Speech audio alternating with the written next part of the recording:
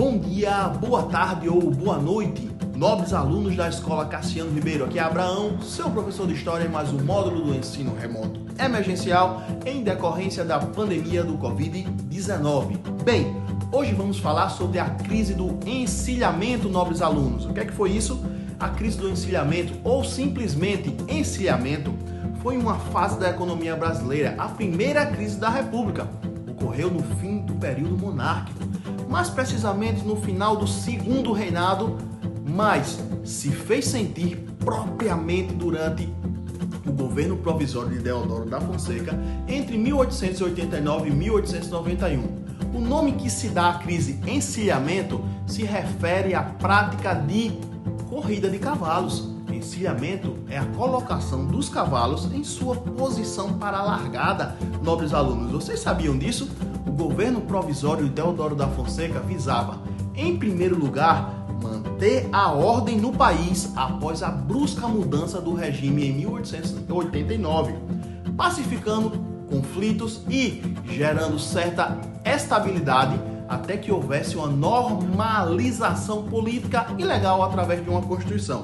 Uma das primeiras e principais medidas do novo governo foi a instauração de um federalismo, onde antigas províncias passaram a ser estados de uma república. Essa mudança foi expressa inclusive no nome do país, que nesse momento muda e passa a ser Estados Unidos do Brasil, uma clara alusão ao alinhamento brasileiro aos Estados Unidos da América. A economia do país vinha sofrendo com as mudanças políticas. Entre os novos ministros escolhidos pelo governo, essa pasta foi colocada sob a responsabilidade de Rui Barbosa, proeminente figura política daquela época. O objetivo de Rui Barbosa era a modernização do país. Essa modernização, segundo ele, viria através de um forte investimento na industrialização. Esse avanço, no entanto, tinha um preço que o governo, naquela altura, não podia pagar. O governo necessitava de reservas cambiais, dinheiro suficientes para a empreitada. A situação deixada pela monarquia era de fragilidade econômica e, por conta disso, o governo não poderia realizar empréstimos.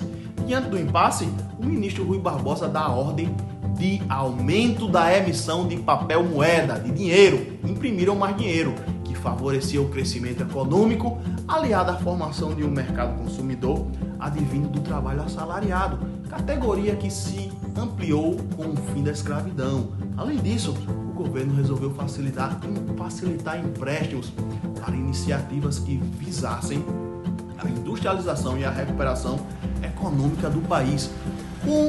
Como consequência dessa medida, o país experimentou uma séria inflação, com aumentos consideráveis de preços das mais variadas mercadorias.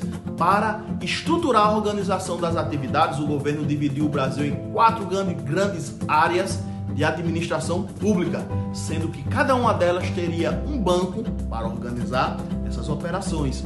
As áreas determinadas foram Bahia, Rio de Janeiro, São Paulo e Rio Grande do Sul. A oferta de crédito fácil, mesmo que tenha gerado crescimento econômico, também possibilitou atos criminosos. Especuladores criaram grandes expectativas e logo colocaram as ações na bolsa de valor para venda.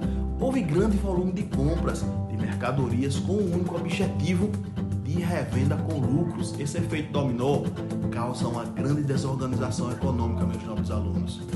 A crise é sentida e o ministro da Economia se demite em 1891, deixando para trás uma economia brasileira à beira de um colapso.